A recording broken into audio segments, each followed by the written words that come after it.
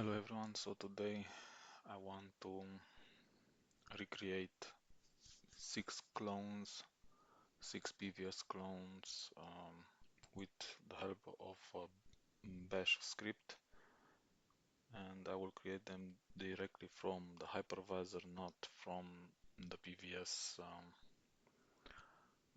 console. So I did create those from the PVS console, so you know the normal steps: streamed, create new streamed VMs, go through all the steps, and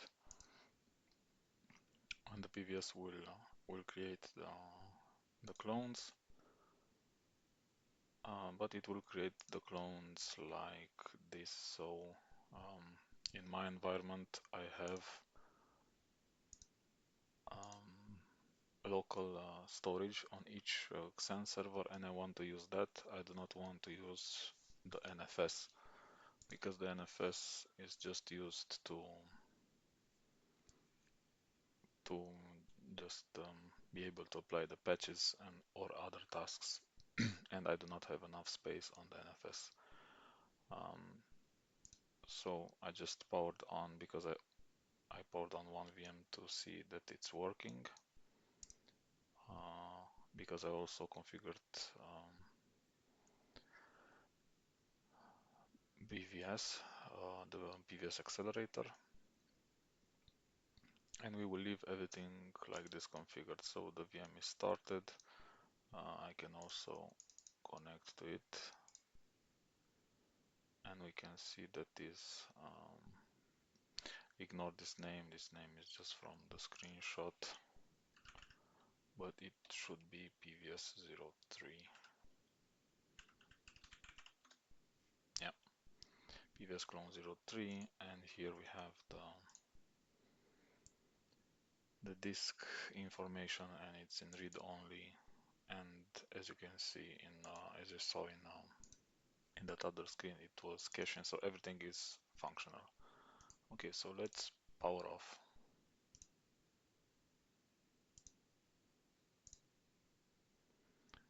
I will shut down the VM. I will also put it in maintenance here.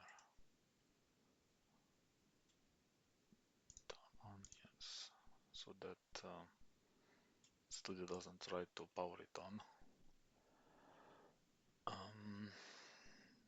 Let's go back to the server. So how I will do this? I have a script, and I will show you the script in a moment, and I will create all the VMs from a CSV file. It doesn't have to be a CSV file, it can be anything else. So where is it? It can be a text file, I believe, but I've configured it with a CSV file, the script. So in the CSV file, I have the VM name, the host where I want to install it, the MAC address. So as you know,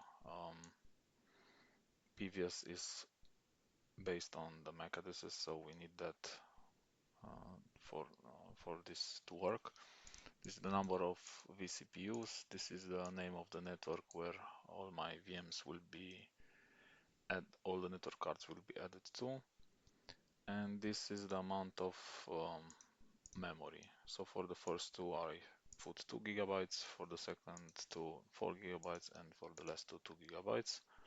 And those are the names of the storages where I want to create them.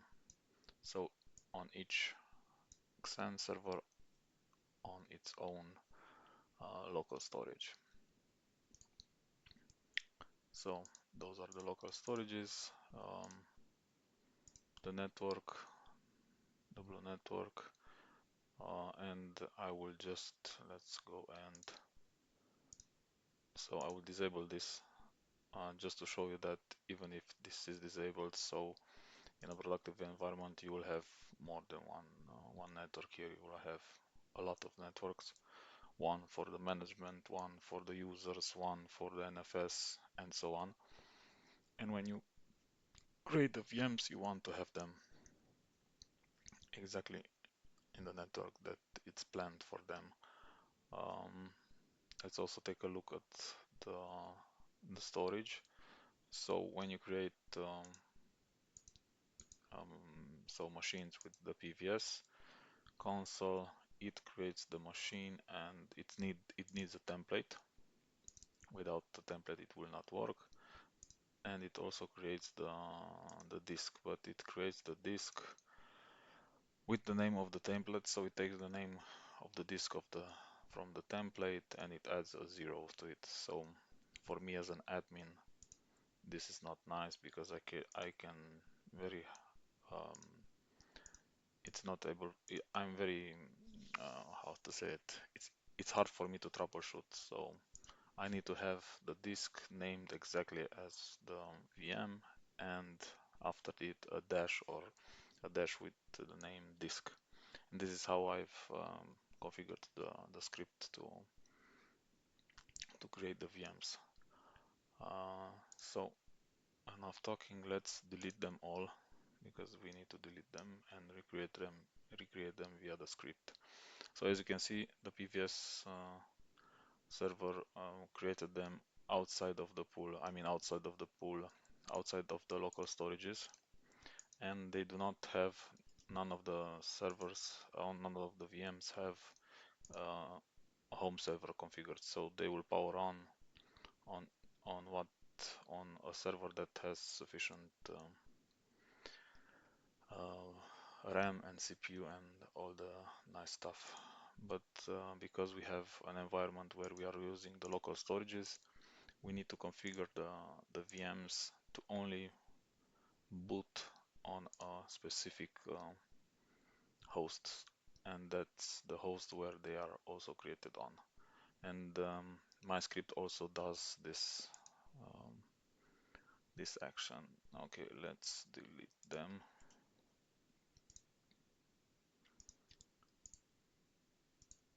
Okay.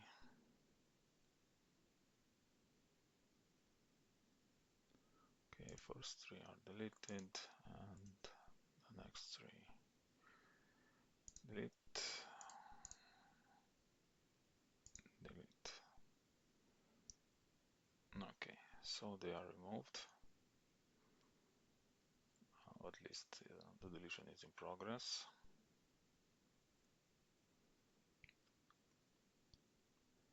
And as you can see, the storage is empty. It's just the disk from the template. Okay, let's take a look at the PVS server. So here we still see them, and we have the MAC addresses. And I've also copied all the MAC addresses in my CSV file, so we will recreate them exactly like they are here. Properties. Okay, so we have PVS enabled. Okay, let's create them. Where is my? Okay, so I'm here on my Linux server where I have the XeCLI installed. So I'm doing this remotely. Uh, where am I here? I need to go out, and it should be in create VMs. Okay, so here I have the script that I will use is this one 05, and this is the CSV file where I have all my information, and I just need to execute the script 05. It will ask me for the pool master. In my case it's XenServer,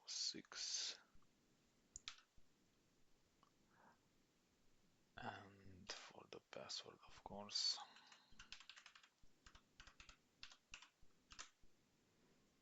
Okay.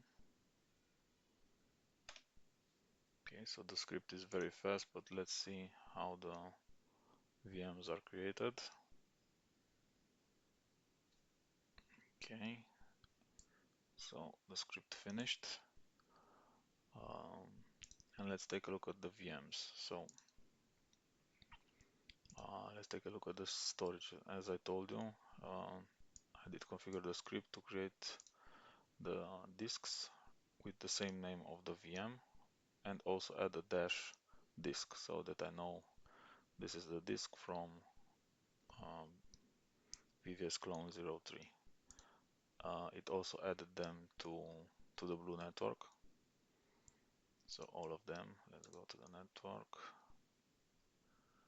So blue network and all my VMs are in the blue network. Okay. One more thing, as I told you, with the script I've configured also the home server. So the VMs from 06 have the home server 06 home server, and the other ones have their own home server. So this is very useful for um,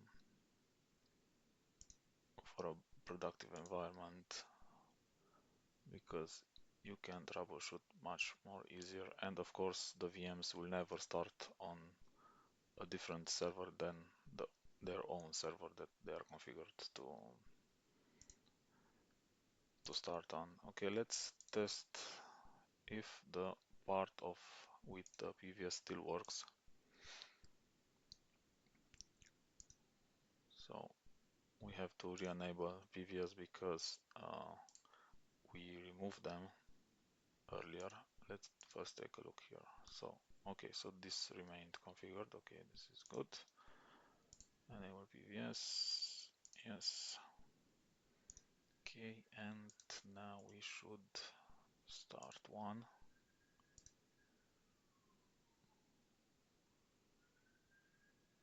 Okay, it's searching for the disk.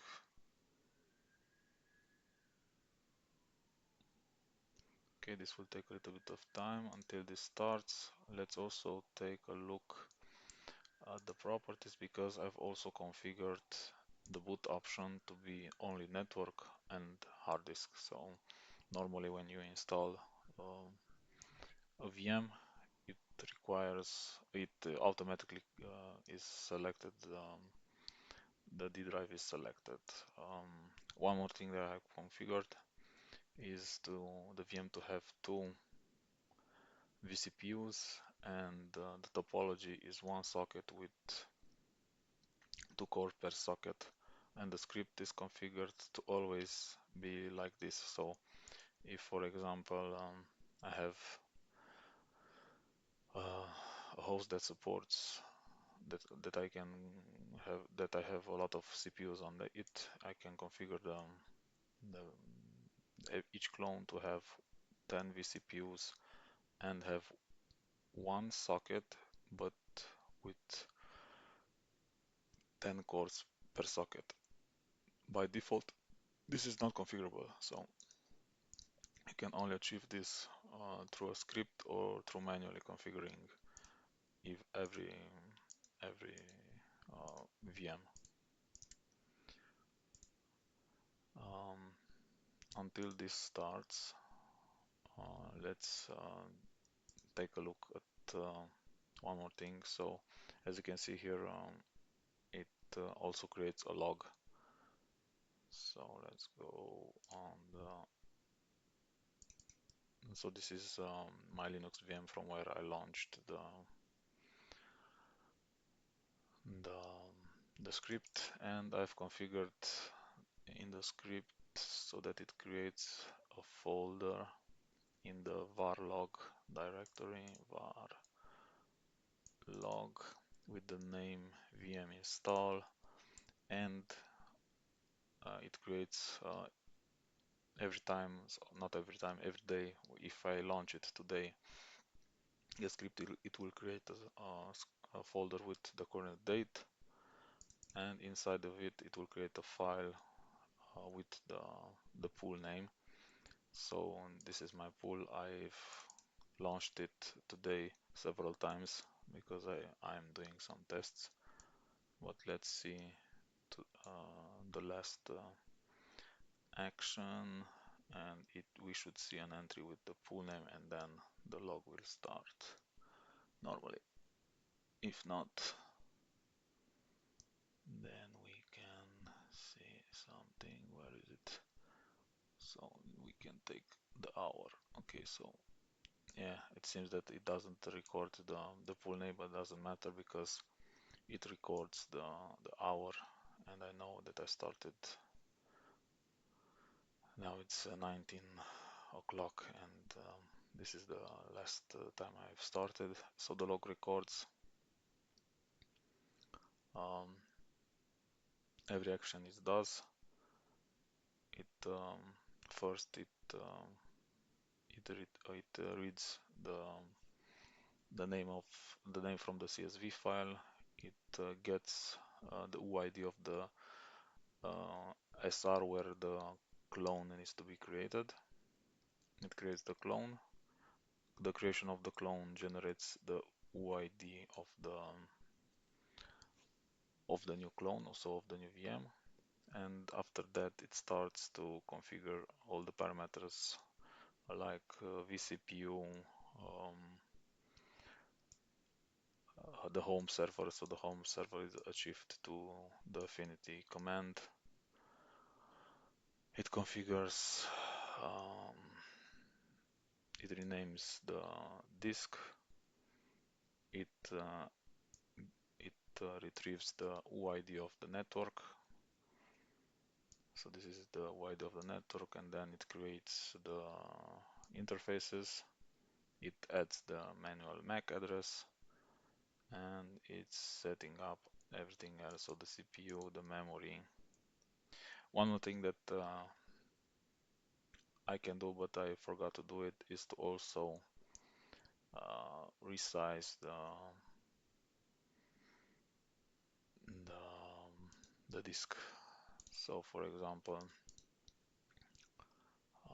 where is it? Storage.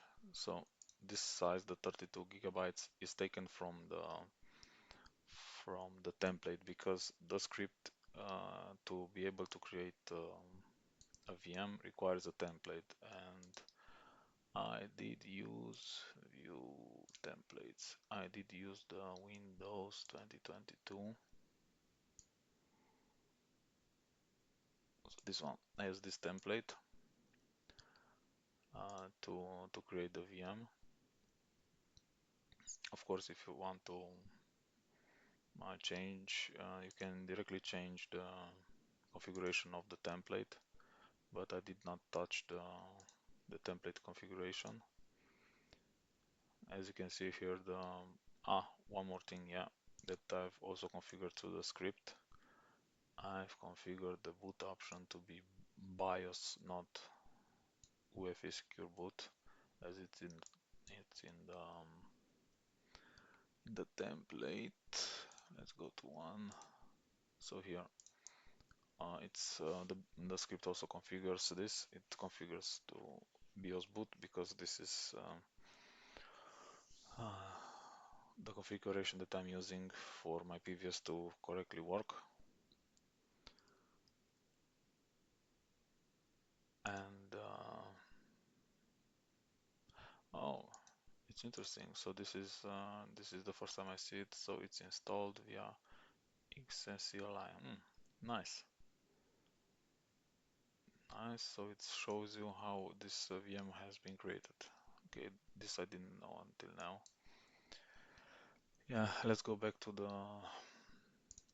the server. Do we see the storage, memory, network? No. The storage, no. Nevertheless, it creates a 32 gigabytes, so this is the default configuration for the storage. And you can also change that through the script. If, for example, you want 60 gigabytes or 200 gigabytes, that can be changed also in the script during the VM creation. So it first creates the VM with this size 32 gigabytes, and then you can just resize it with a simple command. Okay, so this seems to be started. Let's see if the PVS caching works. It works. It's like magic. So PVS caching works. Let's also see the disk. So this is the PVS disk. Okay, the PVS cache disk. Let's try to connect to it. Network. So it's 151. I believe I already have that stored somewhere. 151. I just want to show you that it works exactly as it would be, as if the VMs were created through the PVS console, previous server. But like this with the script, from my point of view, you can better manage an environment because, for example, if your host dies, so one of the hosts dies and in your environment you only have local storages because they are cheaper and they offer better performance, and most of the companies will go with this type of configuration. Then you lost the VMs, and to recreate the VMs, it's harder to go to PVS, delete them, recreate them, change the MAC addresses, and all that stuff, uh, because it's simply harder to do it. But like this, you reinstall the XenServer and you just run the script. Of course, you have to remove the other VMs from the Excel. You just leave two VMs, and you can create the VMs in a few seconds, and your environment is back online. Um, so let's go back to my clone. So here, read only, everything is running. CMD, let's see the host name because that picture doesn't show the truth. Host name. Okay, so we are on PVS clone 03. Okay, perfect. So everything works. Let's also take a look at the script. Okay, I will open it with Notepad++. Let's first get there. So it's in root. Where is my root? Don't use root as I do. Create another folder separate, but I'm only using the root user because this is my home environment, so I don't need to get VMs, not get VMs, create VMs. Okay, so let's add it with Notepad++. Okay. Okay, so this is the script.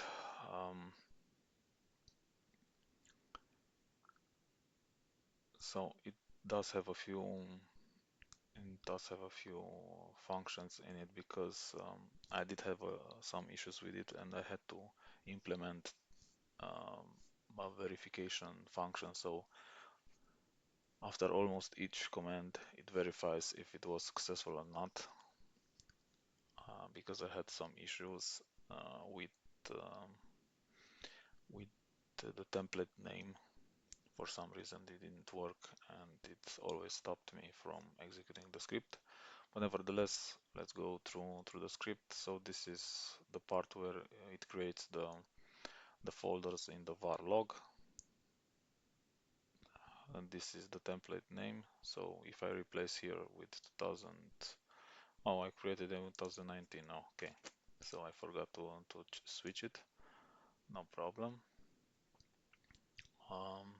And the entire because I have a CSV file, I used while to go through each information in each line. So as you saw in the CSV file, the informations are delimited by commas, or how are those named? A dot and a comma. And the script has this as a delimiter, so if it finds this, it knows that it's the next is the next information. And here I named the columns. So in the CSV file I didn't write anything because here I know. So the first information is the VM name, the host name, the MAC, the number of vCPUs, the network, the amount of memory, and the amount of not amount of the storage repository where the VM should be created. This is the install command. So this is the no, this is not the install. It's so first I need the SRUID because in the creation of the VM I also need the UID of the SR where the VMs need to be created. So this is the normal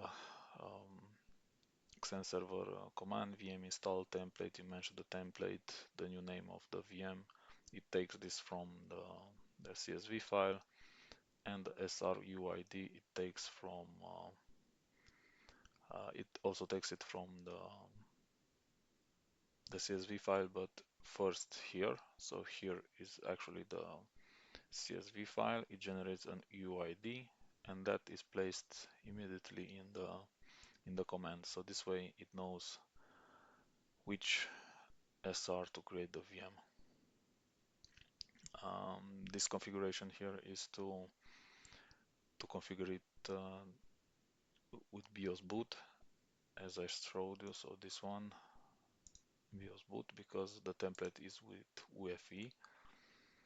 Okay, so the next one is the home server,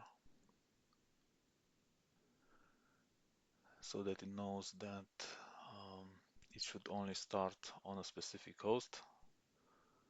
Okay, this is the name.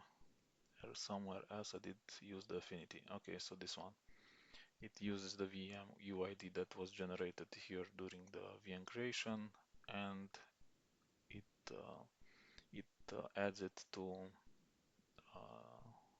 so it binds the VM to that server through the affinity command, and the host UID is from above because this one takes the name from the CSV file. So the above command takes the name from CSV file, it generates the UID, and then it's placed in the next command. Okay, and this is basically all the actions through the script. Now, for example, it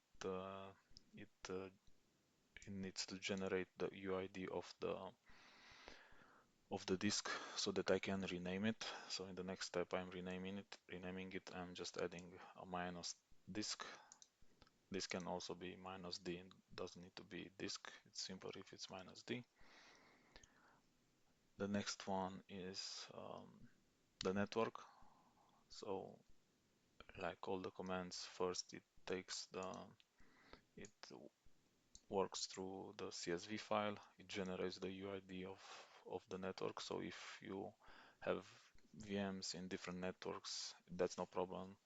You can write those in the CSV file and it will bind them in the correct network. So after this command generates the output is used in the next command. And here, as you can see, I'm using static MAC. If you want to use random MAC, you just clear this entry and write random. And here it needs the VM UID in the command and the network UID so that it can create the virtual network interface. The next command is the boot order. So as I showed you, network is first and then it's hard drive because we are using PVS.